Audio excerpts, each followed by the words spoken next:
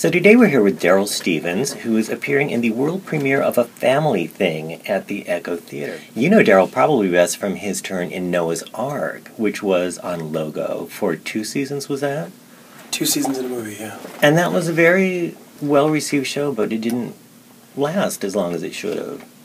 Well, that's one opinion. I think maybe it had its run and it was supposed to end when it did, but the fans were very hungry for more when it ended. And I think,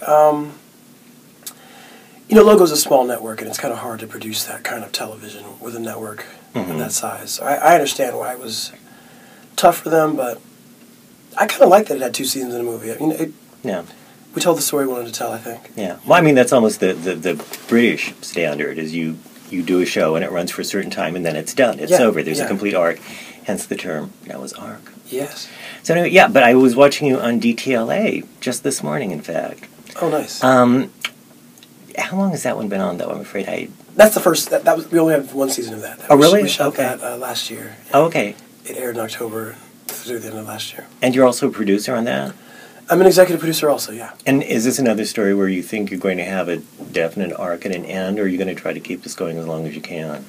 This show, honestly, could never come back at all. I mean, as far as I know, I'll say this: we produced that show in a very sort of guerrilla filmmaking, independent filmmaker way. We raised funds on Kickstarter, generous donations from fans and friends and family, and really got the show done that way. And we wouldn't do that for a second season. So if Logo, and then Logo picked up the show after it was already shot.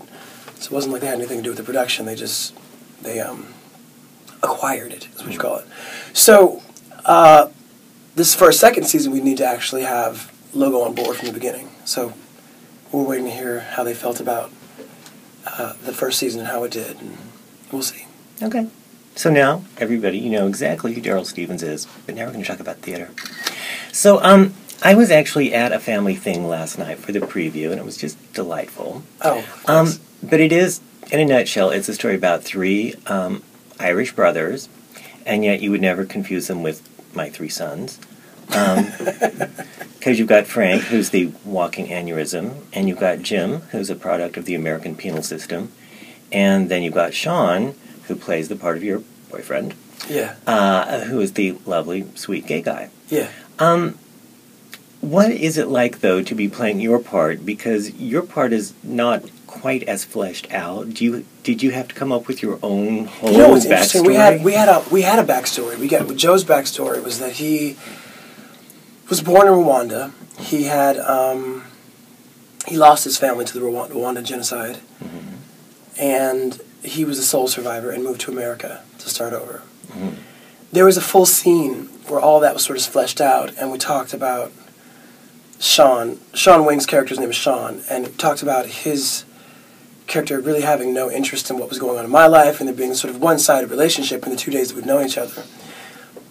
And it just felt like it was sort of it felt expositional and didn't quite fit in with the story that we were telling, which is really about the brothers. And it felt like I know what's happening with my character, but it is sort of less fleshed out than the rest of them. And it's about them, so I understand that.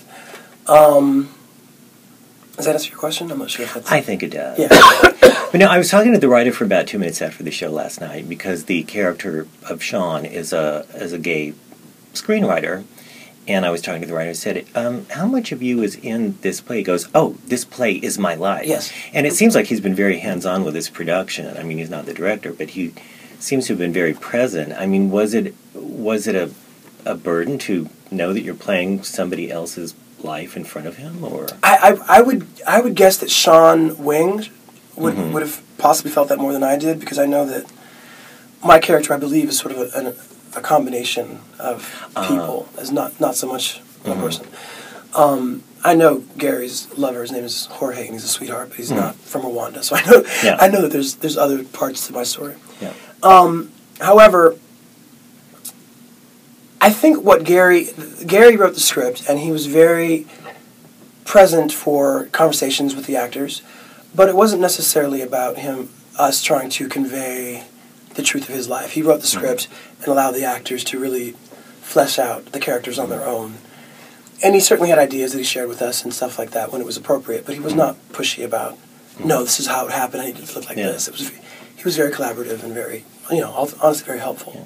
Well, and it was interesting to me that of the three brothers, the other two are crazy. And it's like the gay couple is sort of the nice, sweet center of the piece that we view the play through their eyes pretty much, because everybody else is deranged. In the scene that we cut, Sean is actually boarding up his apartment, freaking out. Sean was written a bit more crazy in the original version of this script. He was a bit more neurotic, a bit more on edge, and a bit... I think you felt a little bit more of his relationship in this very dysfunctional family, because he was kind of a nut himself. I think what's happened over the process of some of the cuts is he's, we've softened him up, and he's become a little bit sweeter. And I think at the heart of it, Joe and Sean's story is sort of the romantic core of the play. So your earlier question about do I feel like I'm not as fleshed out as the brothers, I do think that there's something to be said for just watching that moment where you see two people who don't know each other fall for each other. I think that there's something really sweet about that, and I like capturing that. And I don't necessarily know that you need to know everyone's backstory. In that moment when you fall for somebody, you don't know who their mother is or what, how they grew up necessarily. There's sparks, there's chemistry, and then sometimes there's sexuality, and if that plays out, then great. And I think that's sort of what we're trying to capture with Sean. Now, what's it like for you as an actor to be the person who pretty much has to stand back and observe the three brothers? It's like you walk in, people say things about you, you leave. Yes. When you're not with the Sean character, you're pretty much the person who, here's the black boyfriend. Oh, let's talk about the black boyfriend. I did a show called, an old show I'm sure you're familiar with, called Boys in the Band. Oh, yeah. And it had a similar feel, whether there's this black character who's sort of walking around and he's being talked about and mentioned, and he's a bit peripheral because he's not exactly integral to the main story. I would say as a black actor, I'm sort of, in many ways, sort of accustomed to being on the periphery of the main story. And what's beautiful about this is I think it's this particular show, it's honest about, Gary's very honest about the way these people would talk about this man. And it's not pretty, necessarily, at all times, and I think it's very telling and very indicative of where these people come from and why they're stuck in the lives they're stuck in, because they refuse to sort of let anybody new into their worlds. Beyond that, I think what's important to my character is Sean and his relationship with Sean, and how the other brothers respond to me, and how whoever else in the play responds to me is not really my focus. My focus is being there for Sean.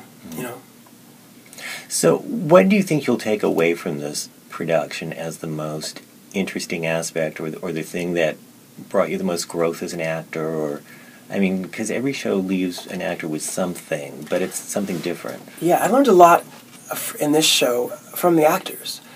This show has had a very interesting rehearsal process, and I'd say that Severio Guerra plays Frank, Johnny Messner plays Jimmy, the middle brother, Elizabeth Regan plays Jimmy's girlfriend Louise, Andrea Grano plays Liz, Frank's wife. There's just been a really interesting process with respect to each actor taking their role, fleshing it out for themselves, and having the directors, Chris Fields, the director, having to really fit what they wanted to do into the director's vision. It's been a very interesting process in that, because I think, also because it's an original production, this is the first production, people are really figuring out who these people are, and with a show that's this macho and this testosterone driven, you get a lot of strong. It requires a lot of strong personalities, and it's been really interesting to see these strong personalities really work together and collaborate on a very heavy piece. It's not an easy show to perform or probably watch at times. No. So I'd say I learned a lot from the actors. I love working with these people. I just had a really great time connecting with these actors and finding out things about myself as an actor in the process. Well, now any creative process is going to have some aspect of it that you don't love. Has there been anything about this being an original play, being a play that's being written as you're doing it, being a play where you've got to fill in so much backstory, you and the other secondary characters have to fill in so much? Has there been some part of it where you think, oh man, I wish it was sort of a little different? Or no, I mean, he wasn't writing it so much as he was seeing what didn't work and then saying, okay, we probably don't need that scene. Mm-hmm. It's expositional, not really driving the story. Let's lose that scene. No, I wouldn't say I'm frustrated with that. I'd say, every working experience for me is a learning experience, and if I can take something away from this, it's just that, each actor is required to do an amount of work outside of the rehearsal process, and I saw each of these actors do that, and I think that was very inspiring, And was Gary the writer, did he take any feedback from the actors? I mean, were there things where you would think, I don't know that I would say it like this? Or was that Gary's very collaborative and loves to hear what we think about things, and he'll certainly entertain those ideas, but I would say this piece, at least for my character, I felt like it was written... I understand that my character is in many ways serving the larger story between the three brothers. So I wasn't thinking in terms of, I don't think I would say this, I don't think my character would say this. I was thinking, how can we make what I'm doing flesh out the larger story more effectively? It wasn't about, I don't think I would say that, I don't think I would do that. But there are actors who, in this play, have said, would my character necessarily say, if you see him again, if I see you with him, I'll kill him? No. Severio believed that Frank would say, if I see you with him, I'll kill you. A completely different statement, but it's what felt right to Severio. So he spoke to Gary about that, and they changed it. So. And after this play, do you have anything else going on other than DTLA or? I'm in the middle of rehearsing this play. I'm actually sort of shooting on a film called Hot Guys with Guns. I actually was... Tell me more. Yeah, late at night last week I had a shoot into like 5 in the morning. And I had to be up for rehearsal the next day. It was brutal.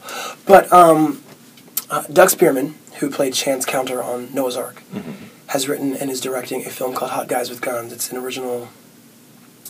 It's being billed as the first gay buddy action flick. So it's... it's very funny. It's hot, and it's coming soon. And when is that ready to be premiered? That'll be happening this summer. Oh, perfect. This summer, yeah. And will you come back and talk to us when it comes out? Of course, yeah. Perfect. Thank you so much for coming, Darryl Stephens. My pleasure. It's been delightful talking to you, and Darryl's appearing in A Family Thing at the Echo Theater Company from February 16th to March 17th. Reservations are 877-369-9112, or go to echotheatercompany.com, and that's theater with the ER spelling. This is Wenzel Jones for IMRU.